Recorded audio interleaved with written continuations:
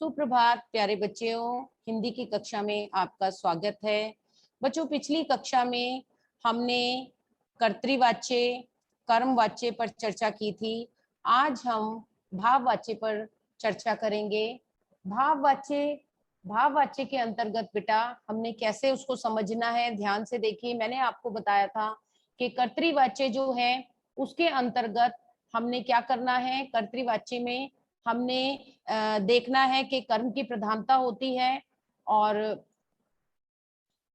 कर्म की प्रधानता होती है। क्रिया के लिंग और वचन कर्ता के अनुसार होते हैं और क्रिया सकर्मक और अकर्मक दोनों होती है। ठीक है। और कौन और किसने प्रश्न लगाया जाता है। उसके अलावा मैंने आपको बताया था कि इसमें कर्ता के पश्चात ने लगता है। ठीक है, ये सारी बातें मैं आपको बता चुकी हूँ। कर्मवाच्य के लिए बेटा मैंने आपको बताया था कि कर्मवाच्य जो है वो हमारा, उसमें कर्म की प्रधानता होती है और उसका क्रिया का संबंध सीधा कर्म से होता है और वचन भी कर्म के अनुसार ही होते हैं और इसमें क्रिया जो है वो सकर्मक ही होती है और इसमें कर्ता का लोप हो जाता है अथवा कर्ता के बाद द्वारा या के द्वारा लगाया जाता है। प्रश्न लगाया जाता है क्या, किसे, किसको। उदाहरण के तौर पर मोहन द्वारा पत्र लिखा जाता है, तो मोहन के द्वारा क्या लिखा जाता है, तो उत्तर मिला पत्र। और पत्र क्या है? पत्र ऑब्जेक्ट है। ठीक है, कर्म है। तो हमने देखा कर्तृवाच्य, कर्मवाच्य। अब बेटा हम करेंगे भाववाच्य। आज हम भाववाच्य को समझेंगे। इस वाच्य में कर्ता अथवा कर्म की नहीं बल्कि भाव की प्रधानता होती है। ठीक है, अर्थात क्रिया के अर्थ की प्रधानता होती है। मरीज से उठा नहीं जाता, पहलवान से दौड़ा नहीं जाता। ठीक है, और इसके अलावा कुछ महत्वपूर्ण तथ्य जिनको आपको भाववाच्य में आपको याद रखना है, स्मरण रखना है कि इस वाच्य में प्रायः नकारात्मक वाक्य होते हैं, नेगेटिव सेंटेंसेस होते हैं मोस्टली, और इसमें सिर्फ अकर्मक क्रिया ही होती है। भाववाच्य में प्रयुक्त क्रिया सदा पुल्लिंग होती है, अकर्मक होती है, एक वचन में होती है। ठीक है, थोड़े से इसके उदाहरण पर देखेंगे, चर्चा करेंगे। चलो अब सोया जाए। ठीक है, चलो अब सोया जाए एब्स्ट्रैक्ट नाउन आपने पढ़ा हुआ है ना, तो भाव की प्रधानता है। ठीक है, और यहाँ पर भाव की प्रधानता है, साथ ही साथ क्या है, ऐसी धूप में कैसे चला जाएगा, विधवा से रोया भी नहीं जाता, इस मोटे व्यक्ति से उठा नहीं जाता, चलो घूमने चला जाए। भाववाच्य को केवल कर्तृवाच्य में बदला जा सकता है। अब हमने इन सारी बातों से क्या तथ्य निकाला, क्या समझा, क्या जाना।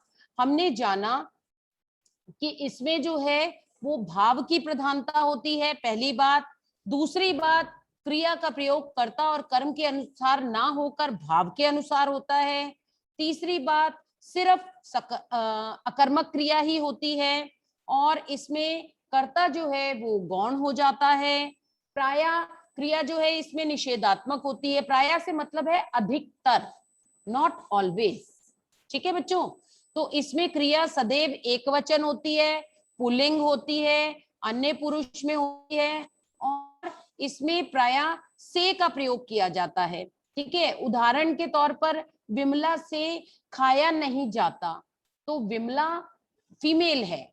ठीक है, लेकिन अब देखो सारी बातें इसमें कैसे पूरे तरीके से उतर रही हैं। विमला से खाया नहीं जाता, विमला लड़की है।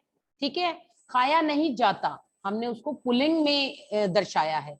विमला से खाया नहीं जाता, नहीं नकारात्मक वाक्य है। विमला से खाया नहीं जाता, से कर्ता के पश्चात से का प्रयोग है। विमला से खाया नहीं जाता, जाना धातु, जा धातु का प्रयोग किया गया है। तो मैंने आपको जो जो चीजें बताई, जैसे मैंने आपको बताया कि भाव की प्रधानता, क्रिया का प्रयोग कर्ता और कर्म के अनुसार ना होकर भाव के अनुसार होगा, क्रिया सदैव अकर्मक ही होगी, उसमें कर्म नहीं होगा। ठीक है, प्रायः निषेधात्मक ही होगी और इसमें क्रिया सदैव एक वचन में ही होगी। विमला से खाया नहीं जाता, ठीक है, सिंगुलर एक वचन में। और चाहे विमला जो है वो फीमेल थी लेकिन पुल्लिंग सदैव पुल्लिंग में ही होगी, अन्य पुरुष में ही होगी और इसमें कर्ता के पश्चात से का प्रयोग होगा, जैसे विमला से खाया नहीं जाता। तो अब देखो बेटा, हमारे अब हमने तीनों के विषय में जान लिया, अब तीनों को इकट्ठे समझने का प्रयास करेंगे। ठीक है, कर्तृवाच्य में हमने आपको बताया कि कर्ता की प्रधानता, कर्मवाच्य में हमने आपको बताया कि कर्म की प्रधानता, भाववाच्य में हमने आपको बताया भाव की प्रधानता। साथ साथ लिखते जाइए, नोट करते जाइए। ठीक है, और कर्तृवाच्य में क्रिया के लिंग और वचन कर्ता के अनुसार होते हैं, कर्मवाच्य में क्रिया का संबंध सीधा कर्म से होता है, और भाववाच्य में क्रिया का प्रयोग जो है कर्ता और कर्म के अनुसार ना होकर भाव से होता है। ठीक है, और ये जो कर्तृवाच्य है ये सकर्मक और अकर्मक दोनों होते हैं। जो कर्मवाच्य है वो सिर्फ और सिर्फ सकर्मक ही होगा, जो हमारा भाववाच्य है वो सिर्फ और सिर्फ अकर्मक ही होगा। ठीक है, उसके अलावा इसमें कर्तृवाच्य जो है इसमें हम प्रश्न लगा सकते हैं, कौन, किसने। ठीक है, जैसे मैं कहती हूँ मीरा पुस्तक पढ़ती है, तो कौन पुस्तक पढ़ती है? मीरा। किसने पुस्तक पढ़ी? मीरा ने। तो हमें कर्ता की प्रधानता पता चल गई, तो इसलिए कर्तृवाच्य था। अब दूसरी तरफ जो है, अगर मैं बात कर रही हूं उदाहरण की या प्रश्न की, तो क्या, किसे और किसको कर्मवाच्य में मैं लगाऊंगी, जिसके अंतर्गत मैंने कहा मोहन द्वारा पत्र लिखा जाता है, तो मोहन द्वारा क्या लिखा जाता है? पत्र। ठीक है, तो मुझे क्या प्राप्त हुआ? कर्म प्राप्त हुआ, तो ये सकर्मक था।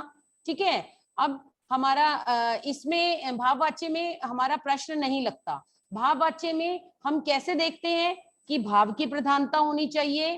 ठीक है, कर्ता और कर्म के अनुसार नहीं क्रिया चलेगी, भाव के अनुसार चलेगी, अकर्मक ही होगा, कर्ता गौण होगा, प्राय निषेधात्मक होगा, सदैव एक वचन में होगा, पुल्लिंग होगा, अन्य पुरुष में होगा।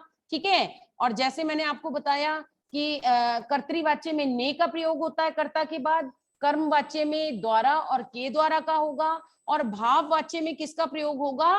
भाववाच्य में से का प्रयोग होगा।